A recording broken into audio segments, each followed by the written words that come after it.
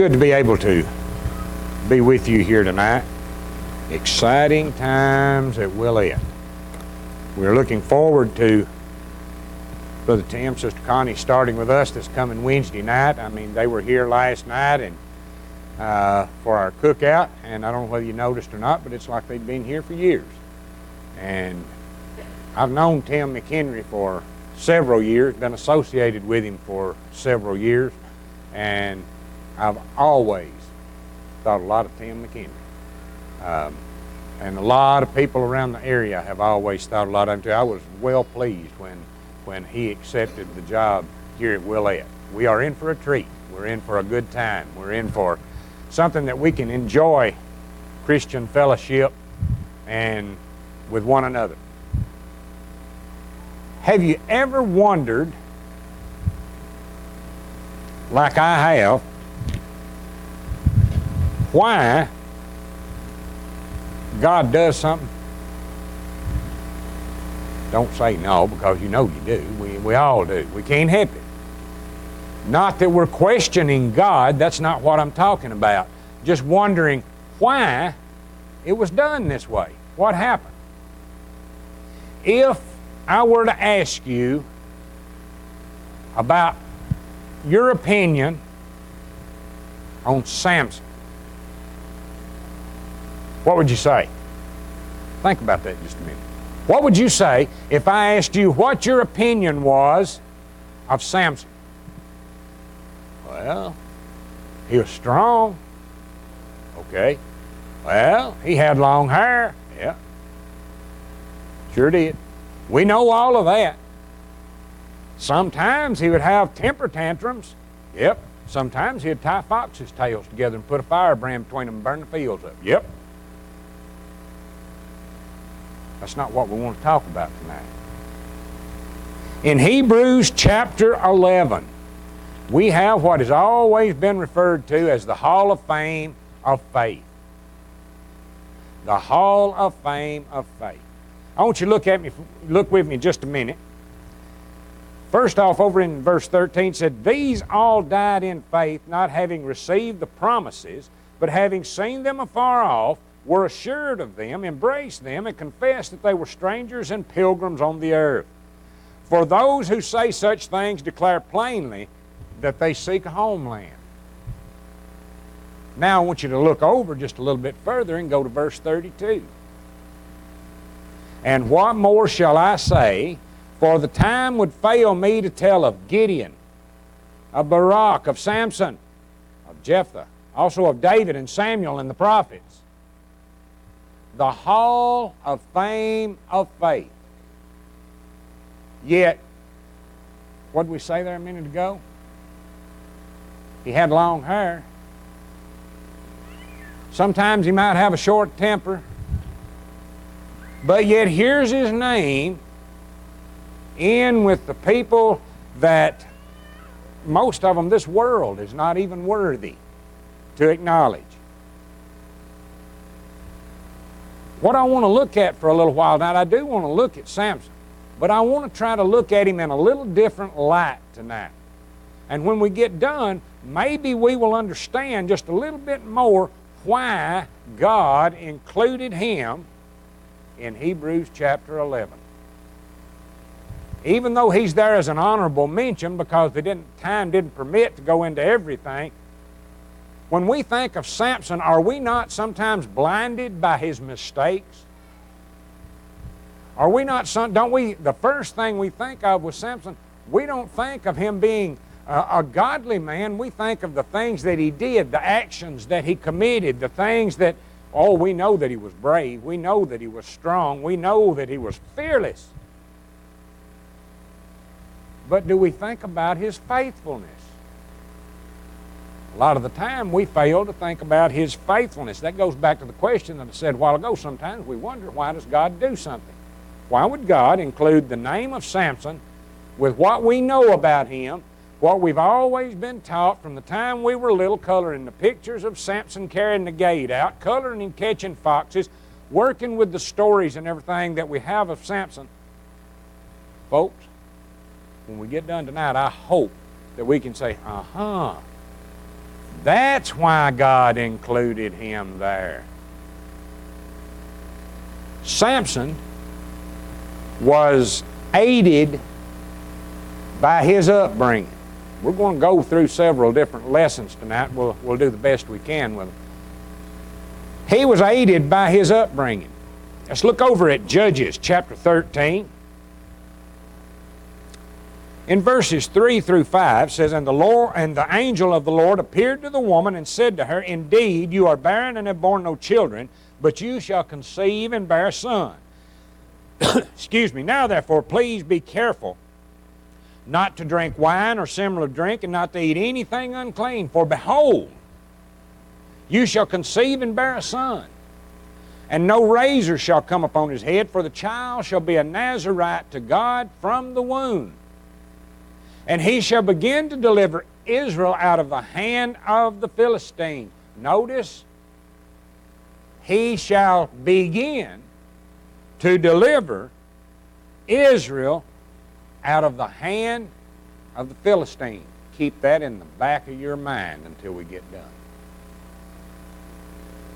Manoah, the father of Samson, when his wife told him what had taken place, he didn't doubt. He didn't say, I don't know whether she will or not. She hadn't never had any kids. I don't know whether she'll be able to have. He didn't doubt. He didn't say, he didn't answer the question in that sense and say, oh, I don't think she's going to, or question God, are you sure? He didn't do that. Instead, he had a question. Going down to verse 12. Manoah said, Now let your words come to pass. What will be the boy's rule of life and his work? Manoah didn't say, oh, I don't think it's going to happen. He took it for granted and knew that it was written in stone somewhere that his wife was going to have a child. And that it was going to be a boy. So he gets back on his knees and he says, okay, this is what I want to know. In other words, what's going to be expected of my son?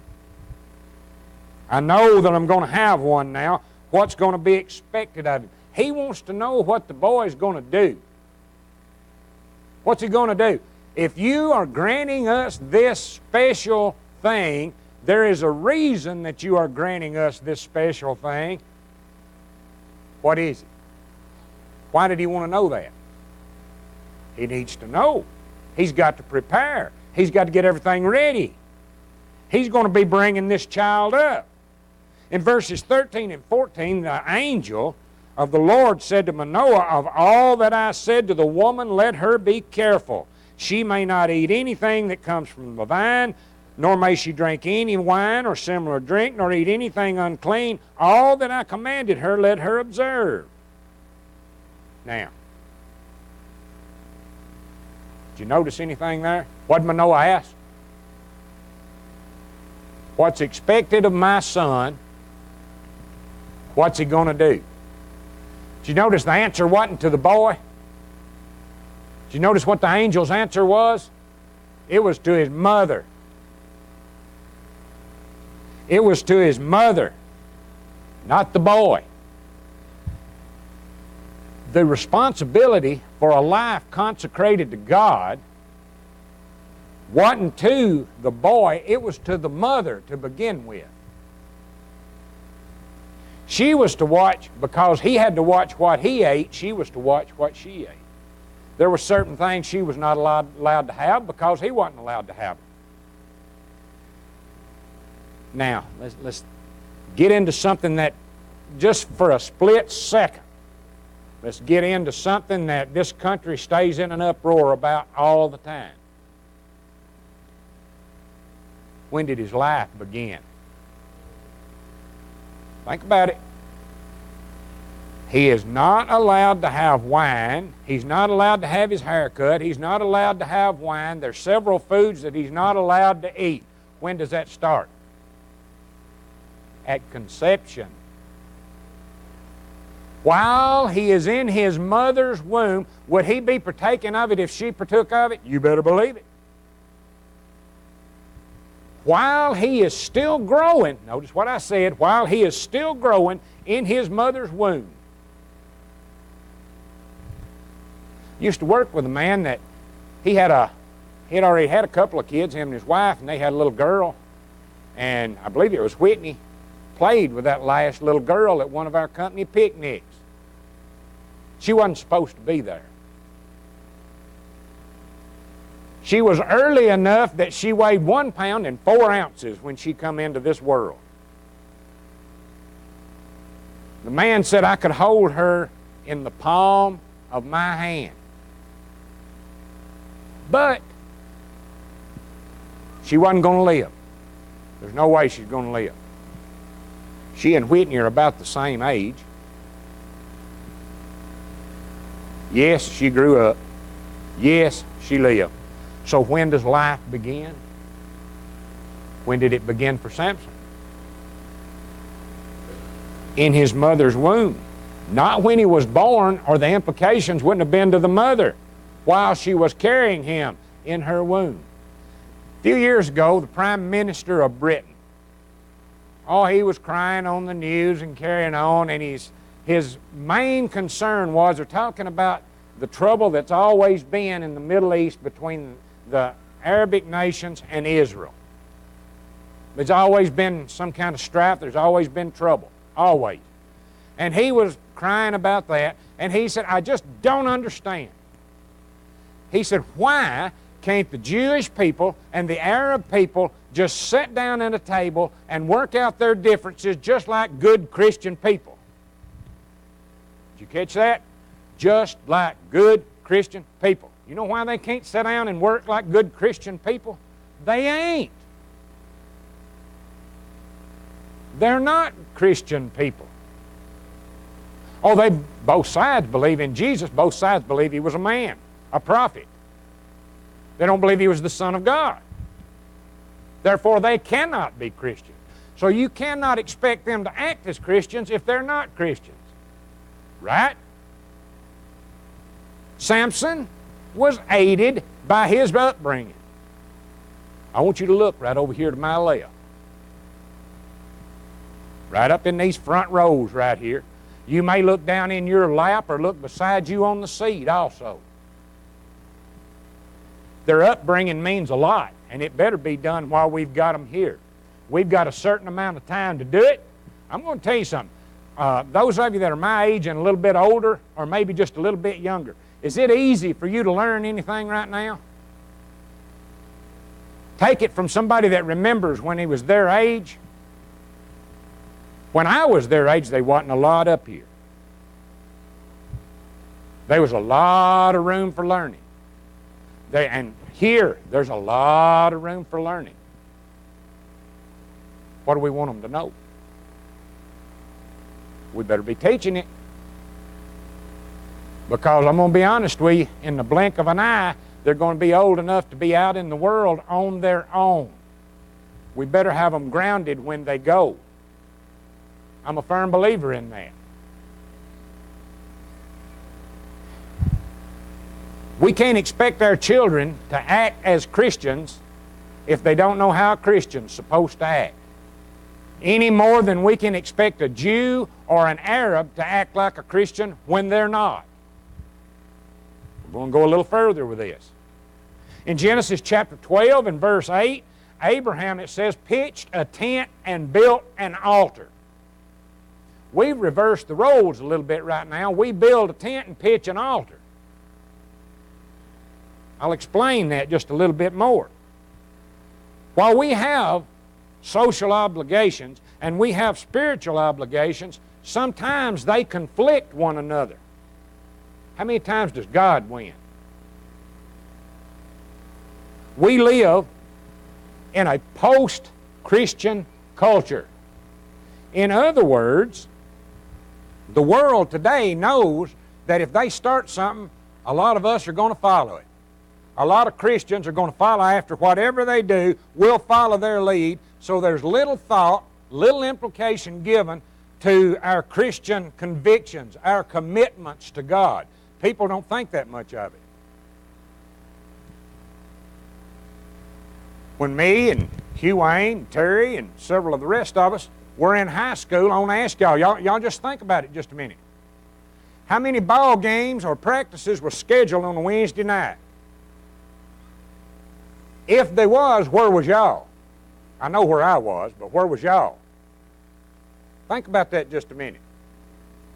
A few years ago, we had some of our younger men that were playing on a junior high football team. And it come around, they were going to have a makeup ball game, and they was going to do it on a Wednesday night.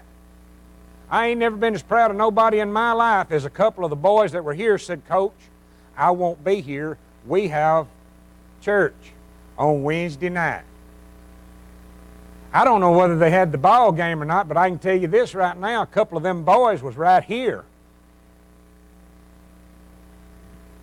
And if that don't give you a good feeling, it should. We live in a post-Christian culture. A man talked to me one time about the Wizard of Oz. Everybody knows about the Wizard of Oz. You've all probably seen it. Now what I'm going to tell you about, this man's a little older than I am, so this was before. Guys, y'all ain't going to believe this, but we didn't used to have VCRs. We didn't have DVRs. If it come on at 5 o'clock, you had to be there at 5 o'clock to see it, and if you wasn't there at 5 o'clock with the Wizard of Oz, you had to wait a year and hope that it come on at a different time or you wouldn't get to see it again. He said, I remember when it come on, but I never did know what happened on the yellow brick road. He said, I remember when it come on that Dorothy's house got picked up by a tornado, and when it was set down on a wicked witch. And then she went off skipping down the yellow brick road. He said, and the next thing I know, she's throwing a bucket of water on another wicked witch, getting ready to go home. He said, I don't know what happened in the middle, because it always come on a Sunday afternoon, and me and my family went to church. Amen.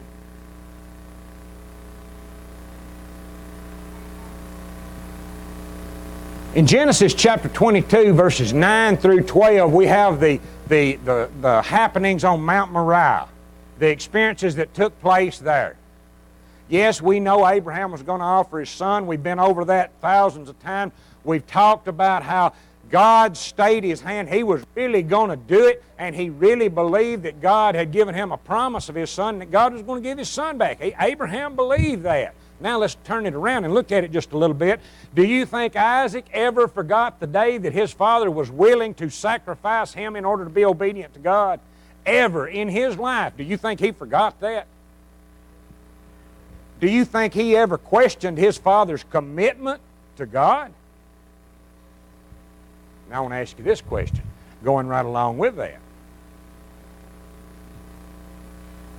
What kind of Mount Moriah experiences are we creating in our own home for our children, so that they will never have to question our love for God? Samson's whole life had bearing on his upbringing. His upbringing had a whole lot to do with everything that he did through his life. Don't take your focus off my left over here, folks. Don't take your focus off my left. What I'm going to talk about for the next few minutes, look in Judges chapter 14. Look in verse 3. Samson has asked for something.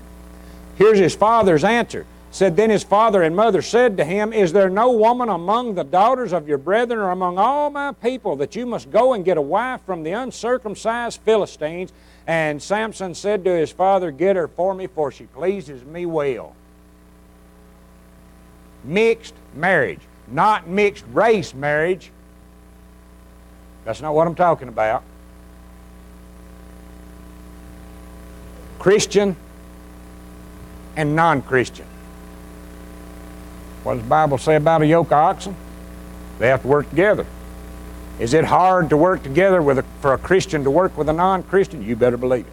Am I saying you better marry a Christian? Well, I hope you do, but I'm going to also stand up here and tell you that there's not a doubt in my mind. I am positive and I can affirm it in several different ways, I would not be standing before you tonight, and I would not be a Christian here tonight if it was not for my wife. Not a doubt in my mind.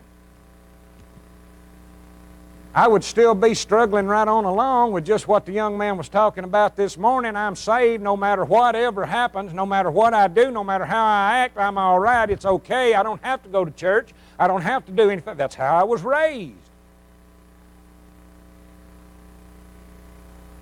But not for my wife, I would still be there.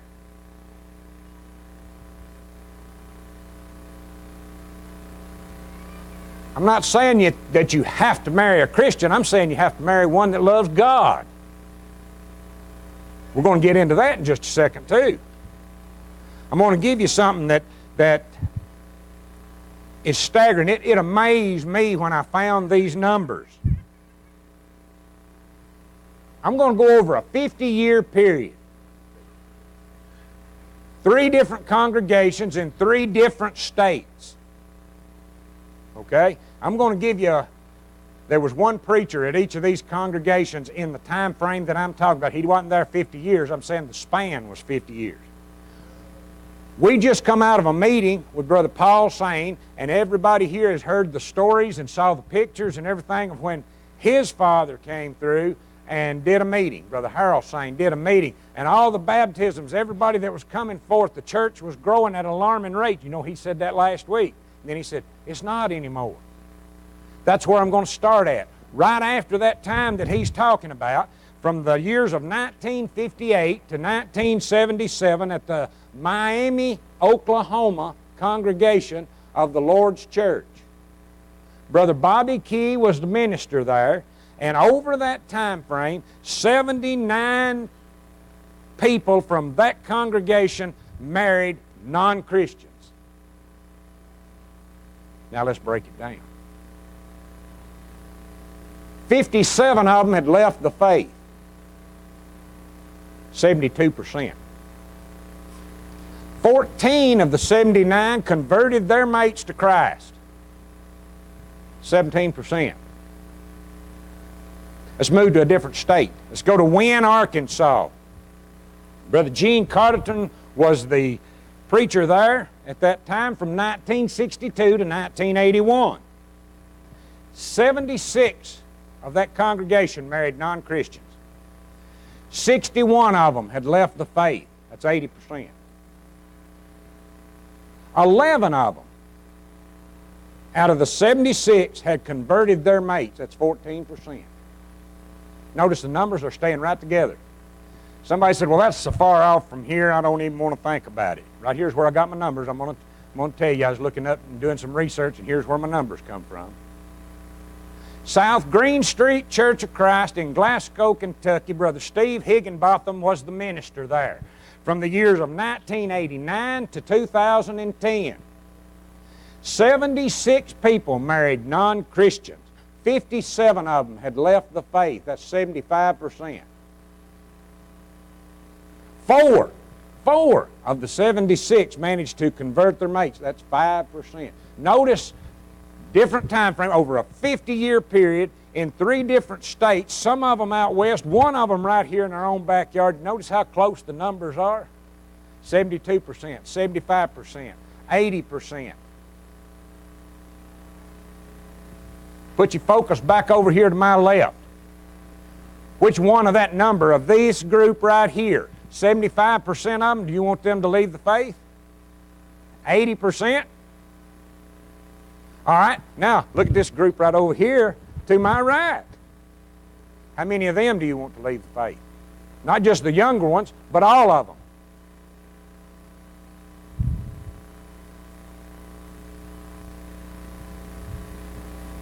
The statistics are very similar, even though they take place over a 50-year time frame. 3 congregations, 3 different states, but the results are almost identical. We're talking about Samson. Why did God put him into the Hall of Fame of Faith? Folks, Samson was faithful until he died to his vow to God. We'll get into that more here in just a little bit. Though Samson was strong, everything that Delilah asked him when he did it, said, you got to tie me with bowstrings, new bowstrings, and she said, your enemies are on you, and he just broke them off. They just fell away from him. You got to tie me with new ropes, and when she said, your enemies are upon you, they just fell off. You got to weave the 7 locks of my hair to a beam, and when she said, they're upon you, he stood up and left with the beam.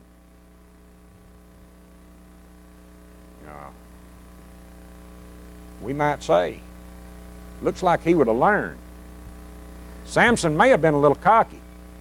He may have had a whole lot of thought in his self, okay? But he still had long hair. He was still a Nazarite. He was strong, but he was vulnerable. Isn't it ironic that Samson, noted for his great strength, is equally noted for his great weakness? Moses, Numbers chapter 12, verse 3 tells us how meek of a man that Moses was and known for his meekness. But in Numbers chapter 20, verses 7 through 12, he fell because he lost control. Mad at the people. Speak to the rock and give all glory to God. Moses said, do we have to draw water for you? And he struck the rock because of his anger. Peter, known for his great courage in Matthew chapter 14, when the water was going everywhere and he saw the Lord and he believed and he said, Lord, if it's really you, bid me to come to you. And Jesus said, come. Right out over the side of that boat he went, right down in the waves and them a-jumping. And you know what he did there for just a few minutes? He walked on the water. When they come to get Jesus in Matthew chapter 26, Peter come out. They wasn't but 2 swords with the whole bunch, and he come out with his against 30 men and chopped the ear off of one of them. Like I said before, he missed. He didn't mean to chop his ear off. But he had courage. Isn't it odd that in Matthew chapter 26, just a short time after he had chopped that man's ear off, he fell because he was a coward to be known with Jesus? I never knew him. Then he said with an oath, I never knew the man. And the rooster crowed, and he went out and wept bitterly. Samson was strong, but he was vulnerable. There is vulnerability in everybody's strength. We all have strength, we all have weaknesses, but there's always vulnerability. Might be due to the fact that we always seek God's help with something that we're having trouble with. We find it no trouble whatsoever most of the time, if we're having a whole lot of trouble, to find our knees and ask God to help us with the problem that we're having. The problem that we have is not going to God and asking for His help with stuff that we think we've got control of.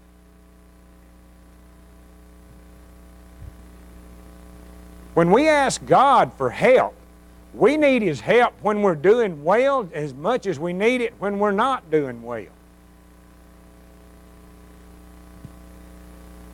Fact of the matter, we just need God in our lives at all times. How many times? I've got to ask you this question. The most powerful man in the United States, the President of the United States, and I'm not talking about the one we've got now, or the one we just got rid of, or the one we'll have in 15 years. I'm talking about that's the most powerful man in the United States, the President of the United States. When you go home tonight, can you pick up the phone and call him and say, I've got a problem and I need your help? We have got a God that not only can we do it when we go home tonight, we can bow our heads right now, we can talk to Him and ask Him for help, and He will do it. Might not be in the way that we think He's going to, but He will do it.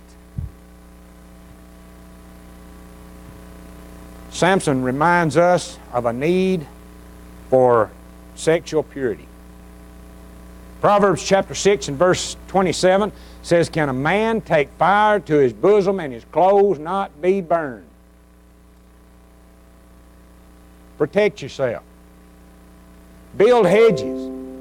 Establish policies with yourself. Protect yourself from this immoral sin. That is something that is fixed only for a man and his wife. Whatever momentary pleasure that you might gain from such an encounter is swallowed up by the pain that it causes, by the shame that it brings on, by the destruction you get from it, by the regret you'll have in later years.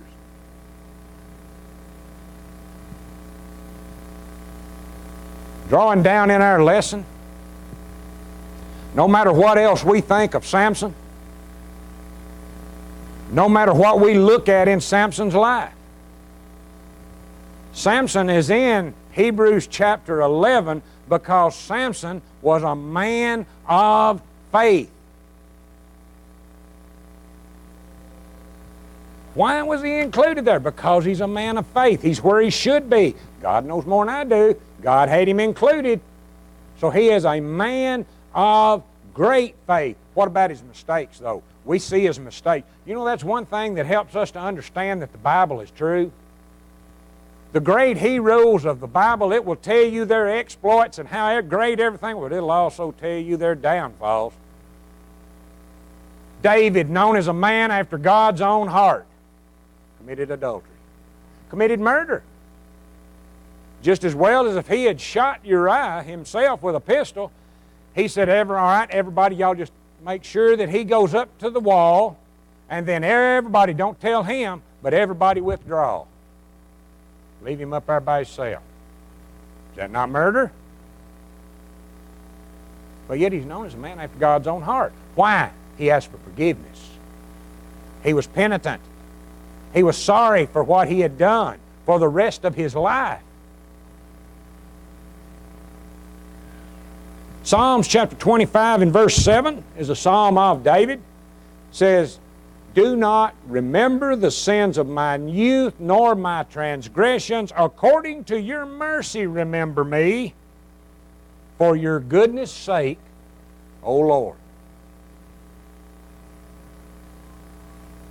We want to remember Samson's things that happened to him that were bad, the way that he acted. I want to ask you this. Look deep within inside yourself. You don't have to answer it.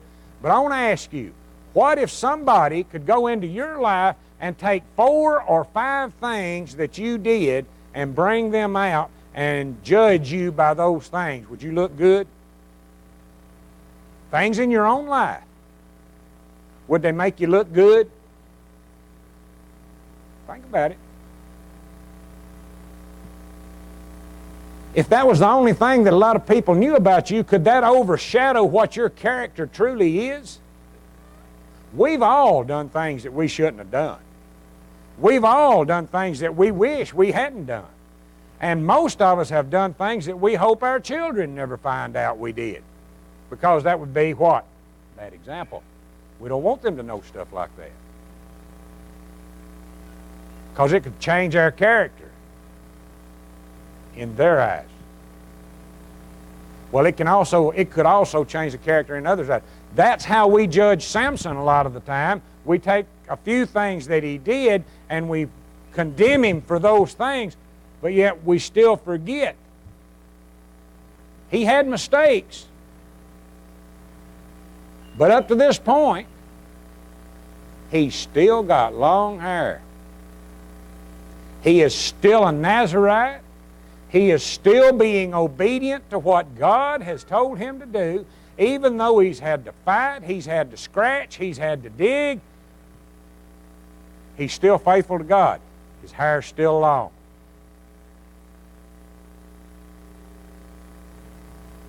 Now we want to look at how he dies. We know the whole story about how his hair was cut off. We know that he finally trusted a woman and she betrayed him. They shaved his head. He no longer had that great strength because he was no longer faithful to God. Through no fault of his own at this point, well, through minimal fault of his own. He's the one that told her what happened. He's the one that gave her the information on what to do and how to do, even though they did it too, and the information still came from him.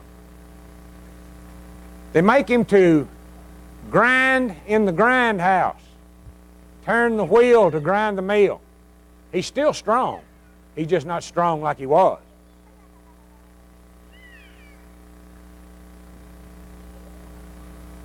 In Judges chapter 16, if you'll turn over there just for a little bit. Verse 25 says, "So when it happened, their hearts were merry, and they said, 'Call for Samson, that he may perform for us.' So they called for Samson from the prison, and he performed for them. And they stationed him between two pillars." They were poking fun at him now.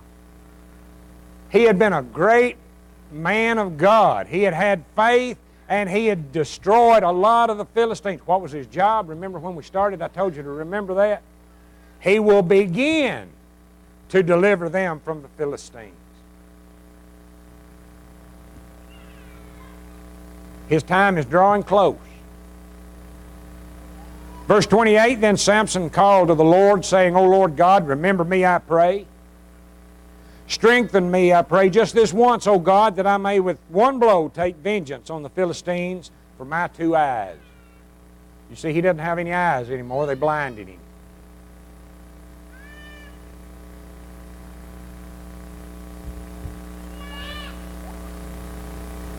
Samson lived a consecrated life.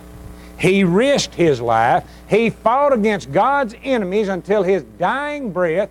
He still did what God told him to do, and one of the last things that he did was prayed to God in a time that he needed God.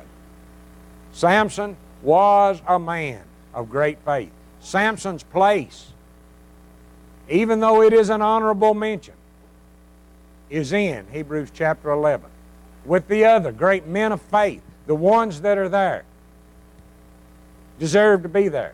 God knows what he's doing when he put them there. That's why Samson is there. He was a man of great faith.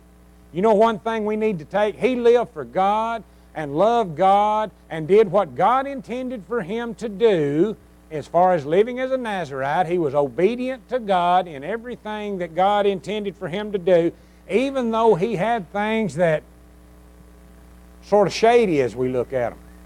You know what that ought to do for us? It ought to give all of us hope. It ought to let us have just a little bit of hope to know.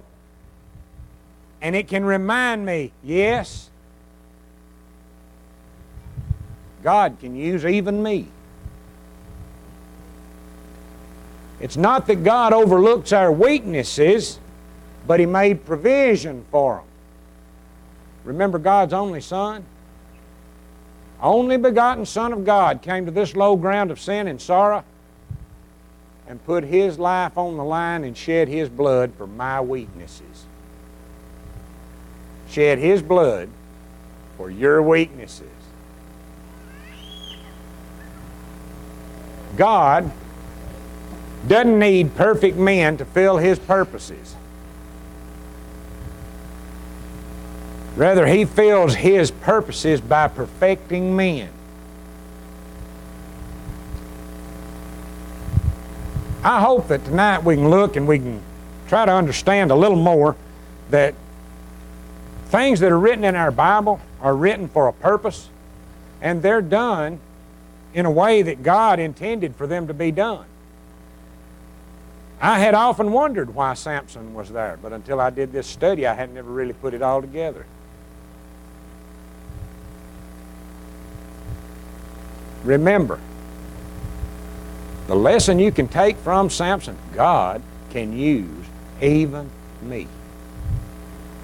Tonight, if you're not a Christian, God can use you. You may say, I've done too many things that are wrong. God will forgive, and he'll remember them no more. You may say tonight, I am a Christian, but I've stepped back into the world. I need the prayers of the church. I need to come home. I realize that God can use even me but I need to make myself right with God. Tonight, if you are present and you are subject to the invitation's call, be faithful tonight. Come forward and let it be known while together we stand and as we sing.